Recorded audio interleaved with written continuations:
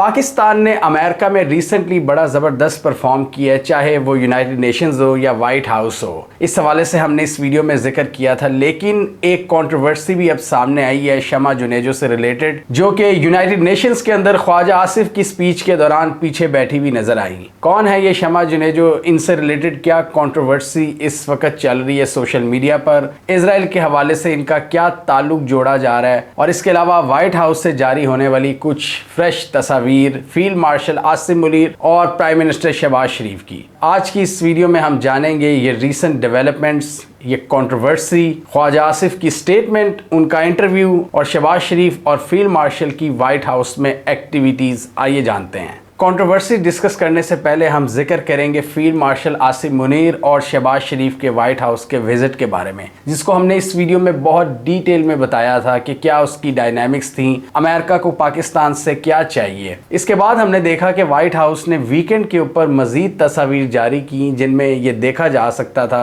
कि पाकिस्तान की साइड से शहबाज शरीफ और आसिम मुनीर अमेरिका के Donald Trump, vice president JD Vance और secretary of state Marco Rubio के साथ कितने दोस्ताना माहौल में बातचीत कर रहे थे। और इसके अलावा हमने ये भी बड़ी इंपॉर्टेंट पिक्चर देखी, एक बड़ी ही मानाखेज पिक्चर, जिसमें पाकिस्तान के आर्मी चीफ डोनाल्ड ट्रंप को पाकिस्तान में मौजूद रेयर अर्थ मिनरल्स और जेम स्टोन्स के सैंपल्स दिखा रहे थे। और इस तस्वीर की सोशल मीडिया पर काफ़ी चर्चा हो रही थी, कुछ तनकीद भी हो रही थी और तारीफ भी। ये तो हम सबको पता है कि पाकिस्तान और अमेरिका ने मिनरल्स की एक्सट्रैक्शन के हवाले से एक डील साइन कर ली है $500 मिलियन की FWO और अमेरिका की स्ट्रेटेजिक मेटल्स कंपनी के दरमियान। और ये भी हम सबको पता है कि डोनाल्ड ट्रंप को आजकल रेयर अर्थ मिनरल्स से बहुत ज़्यादा दिलचस्पी है। ये सिर्फ ट्रंप को नहीं, अमेरिका में जो भी स्ट्रेटेजिक थिंकर्स हैं वो ये समझते हैं कि रेयर अर्थ मिनरल्स पर अमेरिका की उजारादारी बहुत ज़रूरी है। और इसी वजह से वो देख रहे हैं यूक्रेन की तरफ, ग्रीनलैंड की तरफ, पाकिस्तान की तरफ और किसी हद तक अफगानिस्तान की तरफ भी,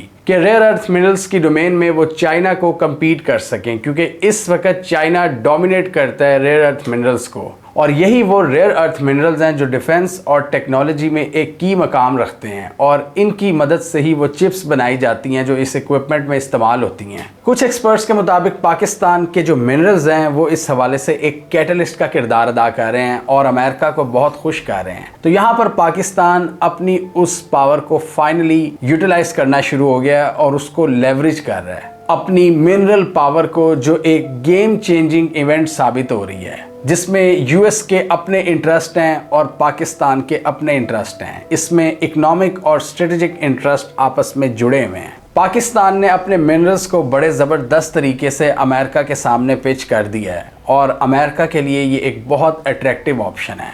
इसको आप एक स्ट्रेटेजिक हैंडशेक कह सकते हैं पाकिस्तान और अमेरिका के दरमियान। लेकिन पाकिस्तान का मसला ये है कि ये ज़्यादा जिस इलाके में पाए जाते हैं वहाँ पर इंसर्जेंसी है, वहाँ पर मिलिटेंट ग्रुप्स बहुत ज़्यादा एक्टिव हैं। बलूचिस्तान में मादनियात के ज़खायर हैं, गोल्ड, कॉपर, दूसरे कीमती मेटल्स। इन इलाकों में एक्सट्रैक्शन और माइनिंग अभी इतनी आसान नहीं है। लेकिन पाकिस्तान अमेरिका को इस वक्त वो करने की कोशिश कर रहा है कि यहाँ बहुत सी अपॉर्चुनिटीज़ हैं। और इसके अलावा एक रिस्क ये भी है कि इससे पाकिस्तान और चाइना के ताल्लुकात भी मुतासिर हो सकते हैं। पाकिस्तान का ये कहना है कि हम एक साजगार माहौल बनाने की कोशिश कर रहे हैं, जिसके तहत कोई भी मुल्क यहाँ पर आकर इन्वेस्टमेंट कर सकता है और एक विन विन सिचुएशन क्रिएट की जा सकती है। तो इसी रीजन में ऑलरेडी चाइना CPEC के तहत काम कर रहा है और अब पाकिस्तान अमेरिकन कंपनीज को भी इनवाइट कर रहा है, और डोनाल्ड ट्रंप का भी इस हवाले से एक स्पेशल इंटरेस्ट है। तो यहाँ पर हम देख रहे हैं कि एक नेचुरल कन्वर्जेंस हमें नज़र आ रही है पाकिस्तान और अमेरिका के बीच में, और बड़े ज़बरदस्त माहौल में ये मीटिंग हुई है। और इसके अलावा इसमें अफ़गानिस्तान की बातचीत हुई है। बगराम एयरबेस के हवाले से अमेरिका बहुत ज़्यादा इंटरेस्टेड नज़र आता है। और हमने पिछली वीडियो में डिस्कस किया था कि अगर अमेरिका फ्यूचर में कोई अपना रोल देख रहा है, कोई स्ट्रेटजी बना रहा है इस रीजन के हवाले से, उसमें उन्हें हमेशा पाकिस्तान आर्मी की ज़रूरत पड़ती है। तो वो पाकिस्तान फिर उस वक्त टाइम पे डिसाइड करता है कि कितनी हमने मदद करनी है अमेरिका की और कितनी नहीं। तो rare earth minerals, Afghanistan, trade और मिडल ईस्ट की सिचुएशन, ये वो चीज़ें हैं जो हमने ट्रंप के साथ मीटिंग में डिस्कस की हैं। मिडल ईस्ट के टॉप प्लेयर के साथ भी पाकिस्तान ने एक बहुत बड़ा एग्रीमेंट किया है सऊदी अरब के साथ, तो वो चीज़ भी पाकिस्तान को मिडल ईस्ट की इक्वेशन में लाती है। तो वहाँ भी पाकिस्तान एक एक्टिव रोल प्ले करता हुआ नजर आ रहा है। कतर के साथ इंगेजमेंट बढ़ा रहा है, यूएई के साथ ताल्लुकात है, सऊदी अरब के साथ डिफेंस पैक्ट है। तो वहाँ भी अमेरिका और ट्रंप पाकिस्तान का कुछ ना कुछ किरदार चाहेंगे कि वहाँ से पाकिस्तान की मदद मिल सके। और इसी चीज़ से फिर कनेक्टेड है भारत के साथ रिलेशंस। पाकिस्तान और अमेरिका जिस तरह एक दूसरे के करीब आ रहे हैं, इंडिया और अमेरिका के डिफरेंसेस बढ़ रहे हैं और ये फैक्टर भी पाकिस्तान को अमेरिका के मज़ीद करीब कर रहा है। और इन सारी डेवलपमेंट्स के बाद नो डाउट पाकिस्तान का कद ग्लोबल स्टेज पर बड़ा है। पाकिस्तान एक रीजनल पावर के तौर पर इमर्ज हुआ है और ये पूरी दुनिया ने देखा है। लेकिन इसके साथ ही हम एक कंट्रोवर्सी की भी बात करेंगे। जहाँ इतना ज़बरदस्त परफॉर्म किया वहाँ पर कुछ गलतियाँ भी हुई हैं। ख्वाजा आसिफ की एक स्पीच थी यूनाइटेड नेशंस में एआई के हवाले से, उसमें लोगों ने स्पॉट कर लिया शमा जुनेजो साहिबा को। अब शमा जुनेजो साहिबा के बारे में लोगों ने तस्वीरें लगानी शुरू कर दी कि इन्होंने पास्ट में बहुत ज़्यादा प्रो इजराइल ट्वीट्स की हुई हैं, बहुत ज़्यादा। और इजराइल का एक पेज है वो इनकी खैरियत दरियाफ्त करता रहा है पास्ट में। उनको कैंसर के हवाले से बेस्ट विशेज़ उन्होंने दी हुई हैं। शमा जुनेजो एक कैंसर सर्वाइवर हैं, तो उस हवाले से भी वो बड़ा लिखती हैं। वो बहुत ज़्यादा एंटी इमरान खान है और प्रो नून लीग हैं और नून लीग के मिनिस्टर्स के साथ उनकी तस्वीरें लगती रही हैं। मरियम नवाज शरीफ भी उनकी ट्वीट्स का रिप्लाई करती रही हैं और बड़ा उनका एक बड़ा ज़बरदस्त एक गहरा ताल्लुक हमने देखा है नून लीग के साथ। लेकिन फ़िलहाल अभी कोई ऑफिशियल पोजीशन नहीं है उनके पास। वो लंदन बेस्ड हैं और वो ट्वीट्स में बहुत ज़्यादा सपोर्ट करती हैं इस करंट सेटअप को। तो वो यूनाइटेड नेशंस में नज़र आई पाकिस्तानी वफ्द के दरमियान। तो इस चीज़ को लोगों ने पकड़ लिया कि भाई ये तो प्रो इजरायली एक औरत है, आपने इसको अपने वफ्द में कैसे शामिल किया। और उसके बाद हमने देखा कि ख्वाजा आसिफ जो पाकिस्तान के डिफेंस मिनिस्टर हैं वो क्लैरिफिकेशन देना शुरू हो गए कि मैं तो इसको जानता ही नहीं है, हमें नहीं पता कि इनको किसने इस वफ्द में इंक्लूड किया है, क्या ये फॉरेन ऑफिस का काम है। फॉरेन ऑफिस ने भी बाद में डिनाई कर दिया कि हमारी लिस्टों में तो इनका नाम नहीं था। और डॉन के मुताबिक बाद में डॉन को ये पता चला है इन्होंने पाकिस्तानी वफ्द को यूके से ज्वाइन किया था, यानी पहले ये पाकिस्तान के वफ्द में नहीं थी, बाद में इनको ज्वाइन करवाया गया, जो एक सीनियर पॉलिटिकल लीडर के कहने पर हुई, जिसने शमा जुनेजो की यूएन के अंदर पाकिस्तानी डेलीगेशन की शमूलियत को इनेबल किया कि वो मीटिंग्स अटेंड कर सकें, स्पीचेस लिख सकें, मुशावरत कर सकें और पाकिस्तानी वफ्द का प्रॉपर पार्ट बन सकें। ऑब्वियसली कोई टॉप ऑफिशियल अप्रूवल देता है तब भी आप किसी अहम वफ्द का हिस्सा बनते हो। और फिर इन्होंने ये भी ट्वीट्स की कि मैंने प्राइम मिनिस्टर की स्पीच लिखी थी और कुछ सीक्रेट डॉक्यूमेंट्स भी थे मेरे पास। तो यहाँ पर लोगों ने फिर ये सवाल उठाना शुरू कर दिया कि ये तो इजराइल के लिए बहुत ज़्यादा बोलती रही हैं, तो क्या पाकिस्तान के जो सीक्रेट डॉक्यूमेंट्स हैं वो इजराइल के हाथ तो नहीं लग रहे इनके थ्रू। तो इस तरह की चहमगोइयाँ शुरू हो गई। लेकिन ख्वाजा आसिफ साहब ये कहते फेरे थे कि ये औरत कौन है, मैं नहीं जानता किसने इनको इस डेलीगेशन में एंटर किया है, जबकि ख्वाजा आसिफ की अपनी भी तस्वीरें इनके साथ देखी गईं। इसके अलावा फिर हमने देखा कि शमा जुनेजो ने खुद एक बहुत बड़ी ट्वीट कर डाली। उनके मुताबिक उनके साथ बड़ी ज़्यादती की है इस पूरे वफ्द ने और स्पेशली ख्वाजा आसिफ ने। बेसिकली ये हमने क्लियर केस देखा है कि यहाँ पर नून लीग के बहुत से वज़रा ने इनको डिसोन कर दिया। ये इस हुकूमत की बहुत बड़ी सपोर्टर हैं और डेफिनेटली उनको किसी के कहने पर ही उस ग्रुप में शामिल किया गया था और उनको कार्ड दिया गया था। लेकिन जब ये चीज़ें उठी, लोगों ने सोशल मीडिया पर तस्वीरें लगाई, लोगों ने जब इनकी प्रो इजराइल ट्वीट शेयर की तो बहुत से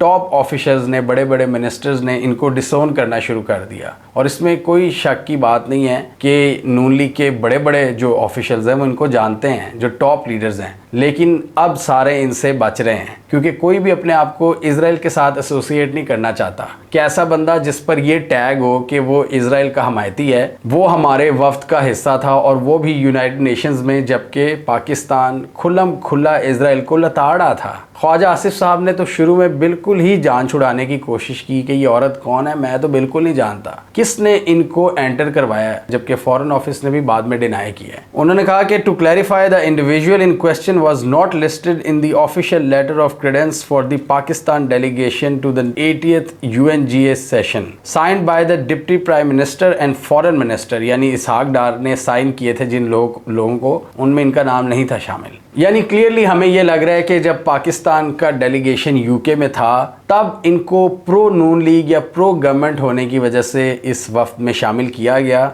ऑब्वियसली कोई स्पेशल अप्रूवल दी होगी, कार्ड वगैरह भी छपाया गया, तस्वीरें भी बन रही थी, लेकिन जब लोगों ने इनका ताल्लुक इजराइल से जोड़ा तो हुकूमत ने इनको डिसोन कर दिया और डिस्टेंस मेंटेन किया कि हम तो शमा जुनेजो को जानते ही नहीं हैं। जबकि माजी करीब में इनकी हुकूमती वुज़रा और टॉप ऑफिशल्स के साथ तस्वीरें हैं और ट्वीट्स भी हैं जिसमें ये एक दूसरे को जवाब देते हैं और बड़े अच्छे कलमात कहते हैं एक दूसरे के बारे में। और इसके अलावा शमा जुनेजो ने जो स्टेटमेंट दिया जिसमें उन्होंने कहा कि ये मुझे डिसोन कर रहे हैं, ऐसा नहीं करना चाहिए, हमने सारा मिलके किया था, स्पीच भी हमने मिलकर लिखी थी, बिलाल बिन साकिब भी मेरे साथ थे, एआई के हवाले से भी हम मिलकर आगे बढ़े थे, बहुत से सेशंस में हमने मिलकर ब्रेनस्टॉर्मिंग की है और अब ये मेरे साथ ऐसा कर रहे हैं। और फिर उन्होंने अपने खिलाफ होने वाली तनकीद के बारे में भी बात की कि इजराइल के हवाले से ट्वीट्स में पहले किया करती थी। जब अब्राहम अकॉर्ड साइन हो रहे थे तब मेरा ये पॉइंट ऑफ व्यू था कि पाकिस्तान को भी ये ज्वाइन कर लेने चाहिए अब्राहम अकॉर्ड्स। लेकिन जबकि इजराइल ने ये फ्रेश बर्बरियत शुरू की है फ़लस्तीन के ऊपर 7 अक्टूबर 2023 के बाद,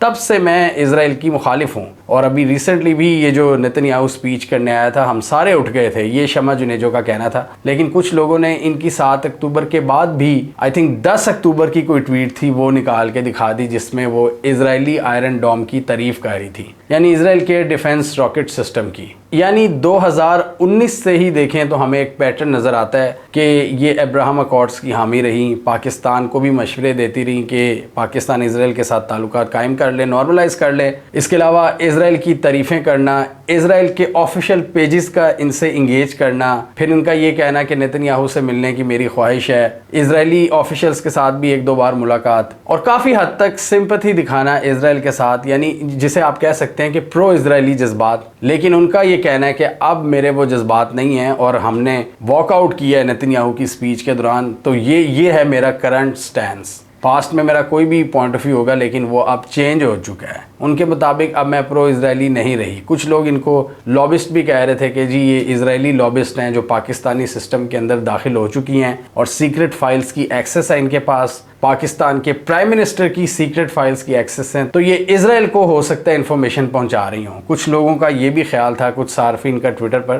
कि पाकिस्तान को इस मामले पर नहायत एहतियात बरतनी चाहिए। लोगों ने तवज्जो दिलाई ईरान के साथ जो इजराइल ने किया है, जिस तरह टॉप ऑफिशल्स को निशाना बनाया है, और कई वीडियोस में हमने देखा हुआ है कि किस तरह मोसाद ने ईरान के अंदर अपना पूरा जासूसी का नेटवर्क फैलाया हुआ था और अपने लोग प्लांट किए हुए थे सिस्टम के अंदर। तो ये भी लोगों ने याद दहानी कराई कि कहीं ये ऐसा केस तो नहीं है कि पाकिस्तान के वफ्द में शामिल होकर सीक्रेट फाइल्स को एक्सेस करना और फिर जो हसास इंफॉर्मेशन है वो दुश्मनों तक पहुंचाना, इस तरह की भी चीज़ें की गई हैं। और फिर ये भी कहा गया कि इजरायली लॉबी बड़ी मजबूत है, वो हर गवर्नमेंट के अंदर पेनिट्रेट कर सकते हैं, और ये भी उसकी एक एग्जांपल है जिसको शमा जुनेजो साहबा के मुताबिक ऐसा कुछ नहीं है और मैं इन इल्ज़ामात को रद्द करती हूँ। लेकिन उनको इस बात पर बहुत अफसोस था कि उनकी जो अपनी फेवरेट पार्टी है, जो अपनी गवर्नमेंट है, उन्होंने इनको डिसोन कर दिया है। और हुसैन हक्कानी जैसे लोग जो वो भी काफ़ी सिंपैथी रखते हैं इस हुकूमत के लिए, इजराइल के लिए, उनका शमा जुनेजो के लिए मशवरा था कि बहुत सी बातों को आपको दिल में रखना चाहिए। इस तरह के वाक़यात होते रहते हैं जब आप बड़ी पोस्ट पर होते हो, आप ज़्यादा ना ही बोले तो बेहतर है। शमा जुनेजो का तो यहाँ तक कहना है कि मैं पाकिस्तान की मौजूदा हुकूमत को पॉलिसी लेवल तक गाइड करती आ रही हूँ। मैंने पाकिस्तान भारत एस्केलेशन में भी अपना पॉजिटिव रोल प्ले किया है और हुकूमत को फीडबैक दिया है, और हुकूमत ने मेरे फीडबैक का भी इस्तेमाल किया है पॉलिसी बनाते हुए, और ये सब कुछ रिकॉर्ड का हिस्सा हैं शमा जुनेजो के मुताबिक। और यूएन की स्पीच का भी उन्होंने क्रेडिट लिया कि प्राइम मिनिस्टर की यूएन की जो स्पीच थी उसमें भी मैंने कंट्रीब्यूट किया है, और प्राइम मिनिस्टर ने यूएन डेलीगेशन में मुझे एडवाइज़र के तौर पर ख़ुद शामिल करवाया था। और ख्वाजा आसिफ जो इनको बिल्कुल डिसोन कर रहे थे, जो कह रहे थे मैं इस औरत को नहीं जानता, उनके बारे में भी शमा जुनेजो का कहना था कि हमने साथ ट्रैवल किया, हम एक गाड़ी में हमने सफ़र किया और बहुत सी मुशावरत हमने इकट्ठे की। जिस गाड़ी में हमने सफ़र किया उसमें ख्वाजा आसिफ बैक सीट पर मेरे साथ मौजूद थे, और उनके मुताबिक ख्वाजा आसिफ की ये स्टेटमेंट जिसमें वो मुझे डिसोन कर रहे हैं, इससे पाकिस्तान की जगहसाई हुई है और पाकिस्तान पूरी दुनिया में एम्बेरस हुआ है ग्लोबली। टॉप हुकूमती ऑफिशियल जैसे कि वज़ीर दिफा ख्वाजा आसिफ ने इनको डिसोन कर दिया, क्योंकि मामला ही बड़ा सेंसिटिव है। क्योंकि ये जो पॉलिटिकल लीडर्स हैं, ये एक तरफ तो बड़ा बढ़ चढ़ कर एंटी इसराइल स्टेटमेंट्स देते हैं, क्योंकि इनको पता है इन्होंने आवाम को फेस करना है, लेकिन इनके जो डेलीगेशन होते हैं, इनका जो सर्कल होता है, इसमें हर तरह का बंदा होता है। और ये हमने भी अपनी कई वीडियोज़ में डिस्कस किया हुआ है कि पाकिस्तानी सिस्टम में भी दो सोचें मौजूद हैं इसराइल को लेकर। एक सोच कहती है कि हमें इसराइल को तस्लीम करना चाहिए, दूसरी सोच कहती है नहीं करना चाहिए। और जो सोच इसकी हामी है, उसी के तहत आप देखते हैं कि पाकिस्तानी डेलीगेशन भी हर साल इसराइल का चक्कर लगाते हैं। और इसमें और भी कई प्रो इसराइली नाम है पाकिस्तान की तरफ से, जैसे कि अहमद कुरैशी, जिसको हमने कई वीडियोज़ में एक्सप्लेन किया है। वो पहले तो पाकिस्तान रहते थे, आजकल वो अब्राहम अकॉर्ड्स के बहुत बड़े हमायती बने हुए हैं, और वो पाकिस्तान को भी बार बार कहते हैं कि जी इसराइल के साथ ताल्लुकात सही कर लो। और उनका स्टैंस होता है कि हमास एक दहशतगर्द तंजीम है और ये यूएई इसराइल बड़ा अच्छा तरीके से आगे चल रहे हैं, पाकिस्तान को भी इसका हिस्सा बनना चाहिए ताकि पाकिस्तान को फ़वायद हो। ये हमने 2-3 साल पहले वीडियोज़ बनाई थी। फिर एक अनीला अली हैं, खातून, जो कि अमेरिका में होती हैं,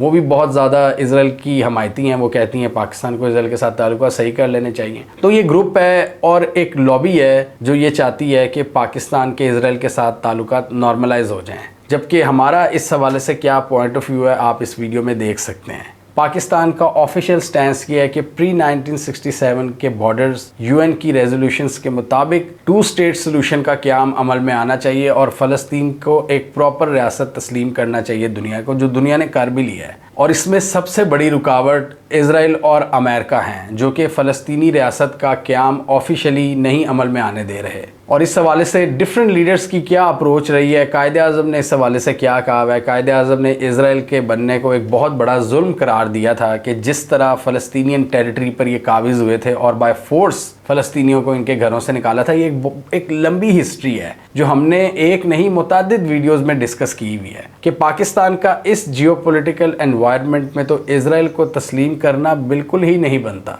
और स्पेशली जो इसराइल ने किया है अभी रिसेंटली फ़लस्तीन के साथ, जो पूरी दुनिया ने इमेजेस देखी हैं, ऐसी सिचुएशन में आप उनका साथ देकर एक तारीख़ी जुल्म करोगे। और मुझे पता है कि पाकिस्तान की अभी कोई नीयत नहीं है इसराइल को तस्लीम करने के हवाले से, और ये जो इसराइल ने कर दी है अभी रिसेंटली, इसमें तो कोई सोच भी नहीं सकता। यानी आज के दौर की एक बहुत बड़ी एट्रॉसिटी हमने देखी है गज़ा के अंदर। और उस सूरत हाल में अमेरिका ये चाहता है, बहुत से अरब मुस्लिम ममालिक को पुश कर रहा है कि आप इसराइल को तस्लीम करो, जबकि वेस्टर्न ममालिक फ़लस्तीन को तस्लीम करना शुरू हो गए हैं। मगरबी ममालिक जो इनके एलाइज थे, इसराइली ब्रुटैलिटी को देखते हुए उनकी आंखें खुल गई हैं, उनके ज़मीर जाग गए हैं। हर तरफ से कंडेमनेशंस आ रही हैं। इस दफ़ा यूनाइटेड नेशंस में भी हमने तारीख़ी कंडेमनेशन देखी है इसराइल के ख़िलाफ़, और यूनाइटेड नेशंस को एक बार फिर हमने राइज़ होते हुए देखा है कि किस तरह डिप्लोमेटिक लेवल पर एक ग्लोबल विलन को लताड़ा गया है। क्लियर अल्फाज में साउथ अमेरिका से लेकर यूरोप हो, यूरोप से लेकर अफ्रीका हो, या फिर ईस्ट एशिया, हर मुल्क ने इजरायली एक्शंस को कंडेम किया बड़े स्ट्रॉन्ग अल्फाज में। तो इस चीज़ से इजरायली लॉबिस्ट को ये वाज़ह हो जाना चाहिए कि अभी तो सवाल ही नहीं पैदा होता किसी भी नॉर्मलाइजेशन डील का। इस सूरत हाल में जब उसने कत्ल का बाज़ार गर्म किया हुआ है, और ऐसी क्या मजबूरी आन पड़ी है पाकिस्तान की कि हम इसराइल के साथ ताल्लुकात नॉर्मलाइज कर लें, बिल्कुल भी नहीं इस स्टेज पर। लेकिन जो लॉबिस्ट होते हैं उनका काम यही होता है कि पैसे पकड़कर किसी स्पेसिफिक एजेंडा के लिए लॉबिंग करना। इसका मतलब भी यही होता है, उसमें वो फिर गलत और सही की तफरीक नहीं होती, उसमें सिर्फ पैसा चलता है। और अमेरिका में ये काम बहुत ज़्यादा होता है, अमेरिका में होता है, किसी हद तक यूके में होता है, यूरोपीय यूनियन में भी थोड़ा बहुत होता है कि आप लॉबिस्ट हायर करते हो और किसी स्पेसिफिक नैरेटिव को हवा देते हो अमेरिका के पॉलिसी सर्कल्स में। तो इसमें तो कोई शक नहीं है कि इसराइल के जो लॉबिस्ट हैं वो पूरी दुनिया में फैले हुए हैं और बहुत सी हुकूमतों के अंदर वो पेनिट्रेट करते हैं और जासूसी भी करते हैं। इस हवाले से हमें केयरफुल रहना होगा। इसी तरह की सीक्रेट इन्फॉर्मेशन की बेस पर इसराइल ने बड़े बड़े हेड ऑफ द गवर्नमेंट्स को उड़ाया हुआ है। तो ये पाकिस्तान के लिए एक वेकअप कॉल होनी चाहिए